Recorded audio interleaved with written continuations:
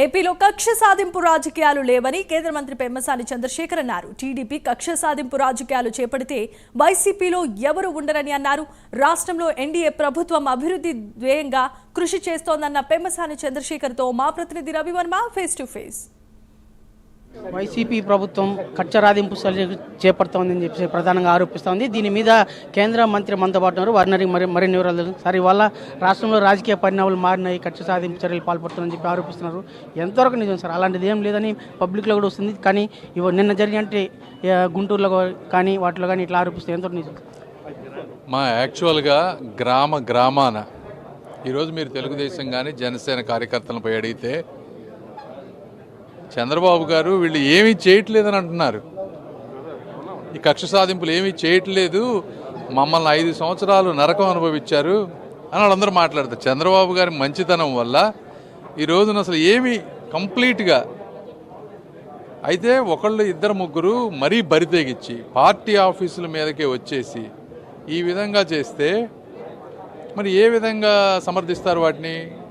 అది అట్లా అని చెప్పి 8 నెలలు ఇన్వెస్టిగేషన్ చేసి సాక్ష్యాలన్నీ సేకరించిన తర్వాత ఈరోజు యాక్షన్ తీసుకుంటా ఉన్నారు. చేయకుండా ఎట్లుంటారు తప్పు చేసినప్పుడు?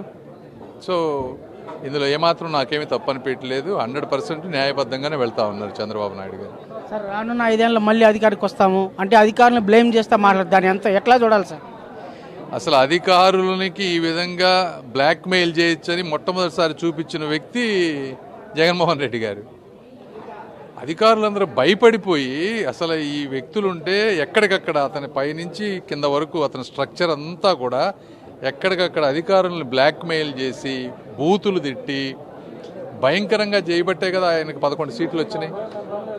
సో ఆయన ఇంకా అదే భాష మాట్లాడటం, అదే మైండ్ సెట్ తోటి ఉండటం, ఇంకా భయపెట్టాలనుకోవటం, ఇవన్నీ ఆయన మళ్ళీ వస్తారని ఒక ఛాన్స్ని అడిగారు, ఒకసారి ఇచ్చారు. అందరికీ అర్థమైపోయింది. ఏదో వాళ్ళ తండ్రిని చూసి సరే ఒకసారి చూద్దాం అనుకున్నారు. మళ్ళీ ఆయన వచ్చేటువంటి పరిస్థితి ఏమీ లేదు. ఎవరైనా సరే చట్టబద్ధంగా వెళ్ళినంత వరకు ఎవరు భయపడాల్సిన అవసరం లేదు. కేంద్ర ప్రభుత్వం ప్రవేశపెట్టిన బడ్జెట్ పట్ల అంటే మిడిల్ క్లాస్ ప్రాధాన్యత కల్పిస్తూ ఉంది అని చెప్పారు. అది ఎంతవరకు పబ్లిక్ దోహదపడే విధంగా ఉంది? పబ్లిక్లో ఎలాంటి రెస్పాన్స్ వస్తూ ఉంది? ఈ రోజున అద్భుతం.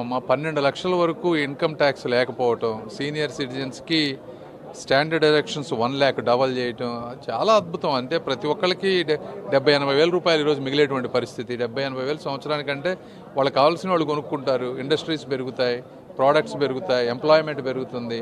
నాకు తెలిసి ఇప్పటి వరకు పెట్టిన అన్ని బడ్జెట్లో కల్లా ఇదే బెస్ట్ బడ్జెట్. ఈ బడ్జెట్లో కూడా 12 లక్షల వరకు ట్యాక్స్ తీసేయటం అనేది అల్టిమేట్. ఇది ఇండియా నెక్స్ట్ లెవెల్కి తీసుకెళ్తుందని నేను భావిస్తా ఉన్నాను.